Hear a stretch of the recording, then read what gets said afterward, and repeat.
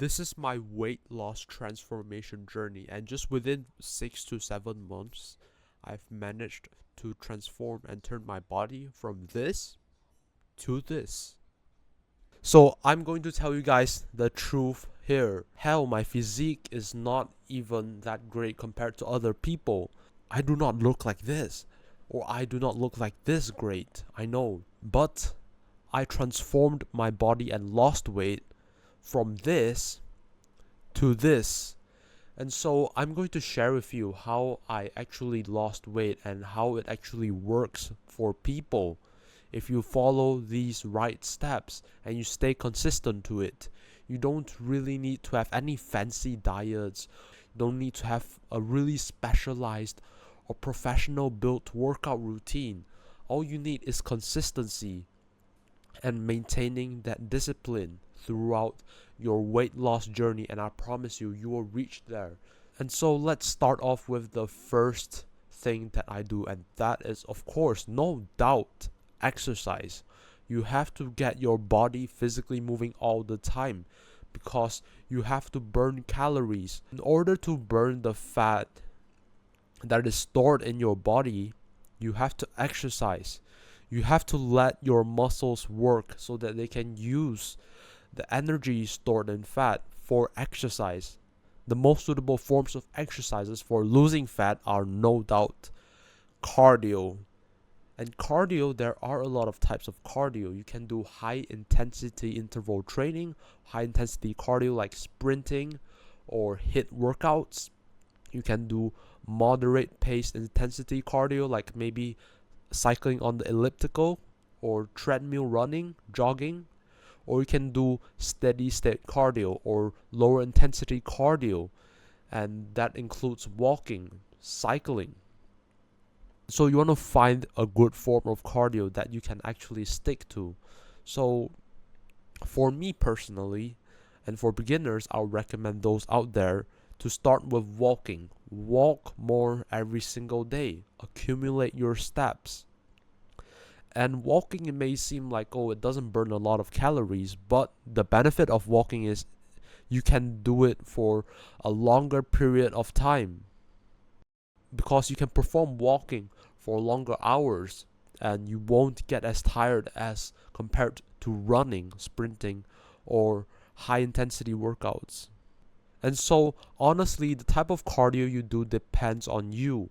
Which one suits your style the most? Which one is your preference? Which one do you like the most? Which one do you find the most comfortable doing it? So maybe for some people who think that HIIT or sprinting is too vigorous and their muscles cannot handle it, or you think that running is too straining for the joints, then you can resolve to walking.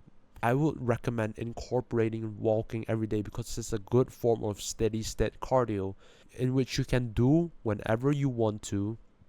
Doesn't matter whether you're in school, whether you're at home, whether you're at work, you can just walk and you can accumulate steps, and also it's a good calorie burner. You can burn extra few hundred calories per day by just walking a few thousand steps.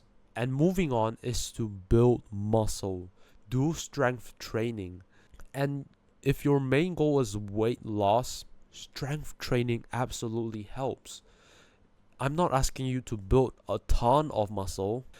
The reason why strength training is so important is and so why do I suggest strength training, lifting weights? And so strength training helps to build lean muscle, and in turn it increases your metabolic rate. So what this means is that during non-active periods like you sitting down or walking, your body will tend to burn more calories throughout the day. The thing is, muscle tissue, it burns way more calories than fat tissues.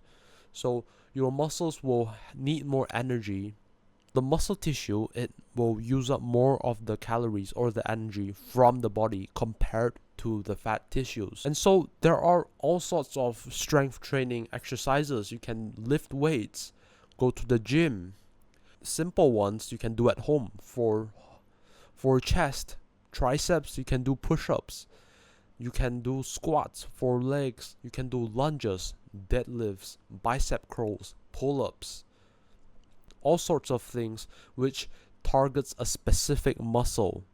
The plank, you can also train your core. You can build muscle there by doing leg raises, star crunches, and all sorts of abs exercises.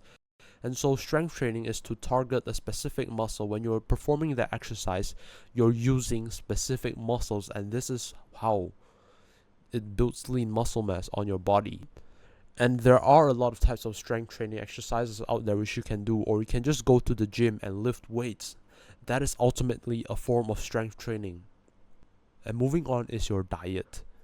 Now, your diet plays a really significant role in your weight loss progress. I am not kidding you. It doesn't matter if you exercise 5-6 times a week, 2 hours a day, and you still eat McDonald's every day, or you still eat processed junk food or sugary foods. You won't lose that weight. I'm sorry. Because whatever you put into your mouth, and that is what your body is going to be like. You want to be in a caloric deficit. And ultimately, this is one of the most important parts of the video. Caloric deficit. Be on a caloric deficit if you want to lose weight. What does a caloric deficit mean?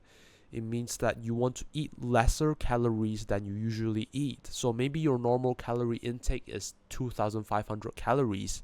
And so now maybe you want to decrease it to maybe 2,200 or maybe 2,000 calories.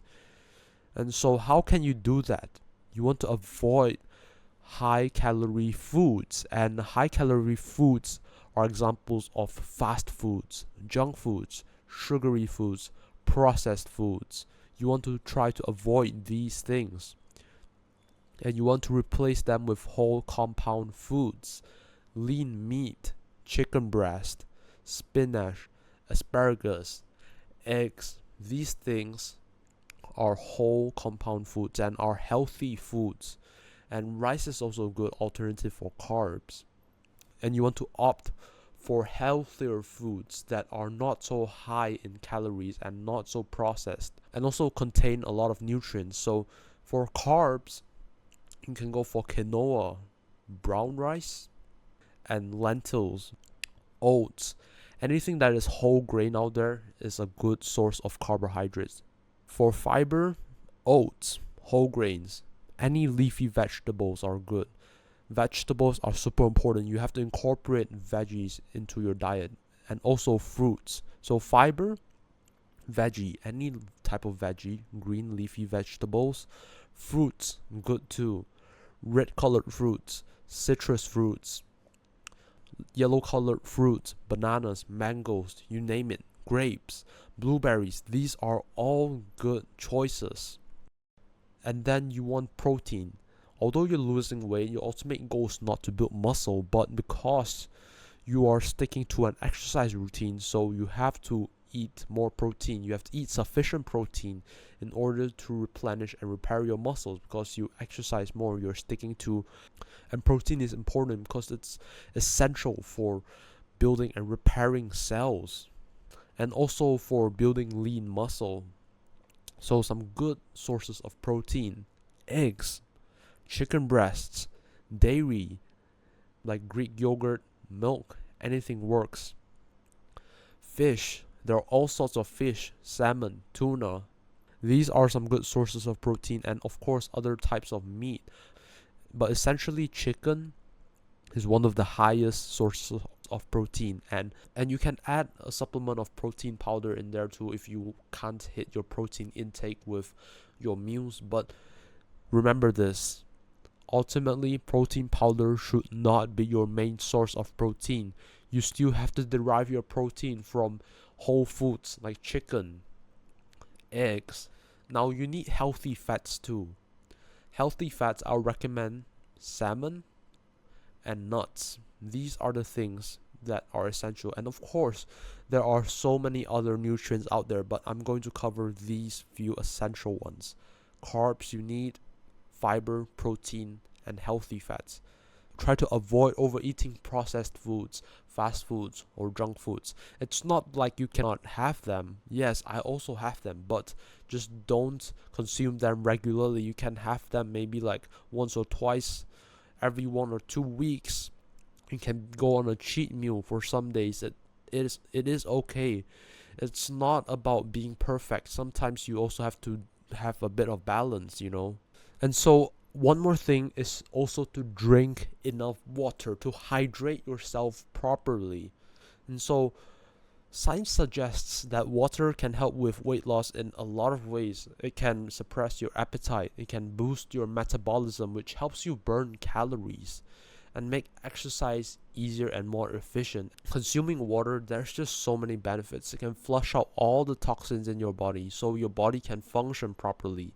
And so when your body functions more properly, then yes, the fat burning process or the process of losing weight will be more efficient. And there is no specific number of how much water you should drink. It should depend on how much you weigh. But for general guidelines, for men, around 2.5 liters to around maybe 3.5 or 3.8 liters. And for women, it can be around maybe 2 liters to 3 liters.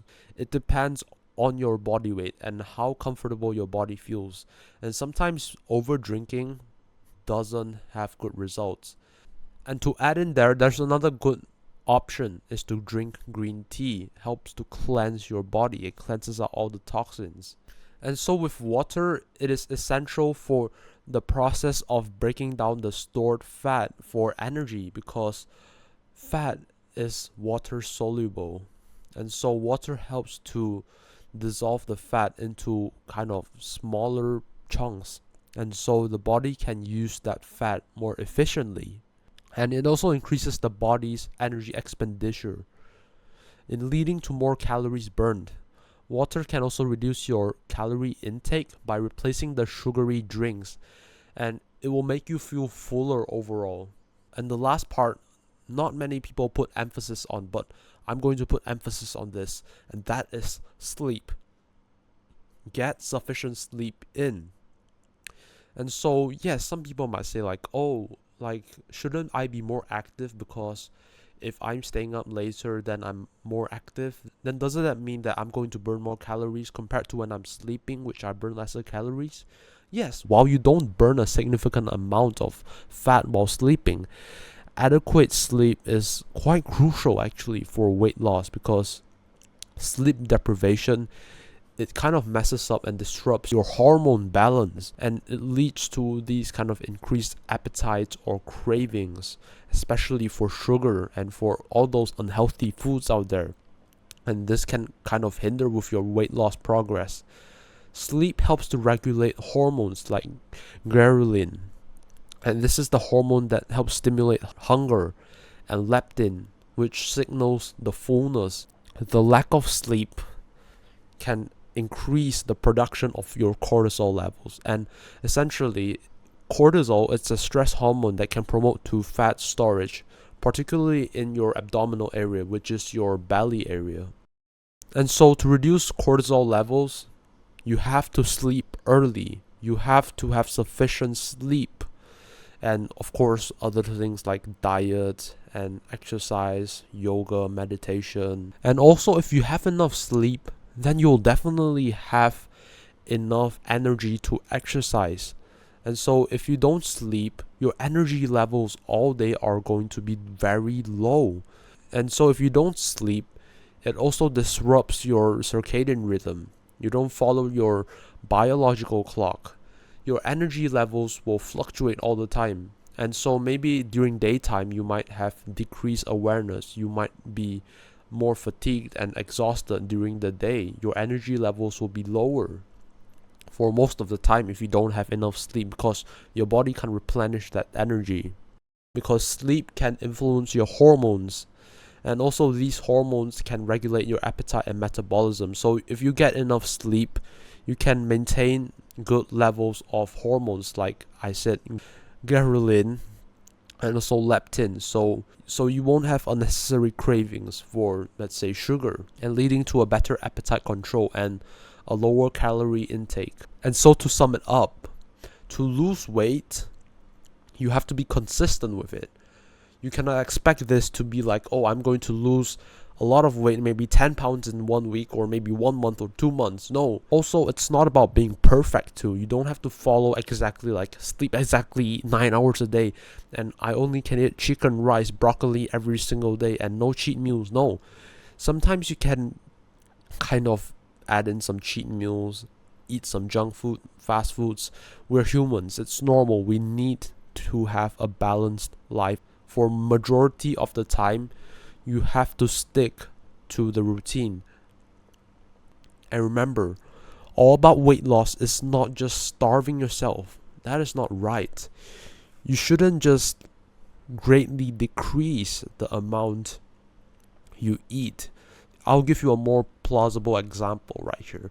If you consume maybe 2,500 calories a day, and in that day, maybe you consume 1 packet of junk food every single day. So why not just cut down that junk food? Essentially, you're going to be in a caloric deficit, and so the caloric deficit doesn't have to be a drastic decrease in calories. It means maybe just not eating that bag of chips that day because it's not needed. And so that's basically it for today's video, and I hope you guys can find value and helpful advice from this. And please remember to leave a comment and subscribe, and I'll see you guys in the next one. Tell me what you guys would like in the next video, and I'll see you guys in the next one. Peace.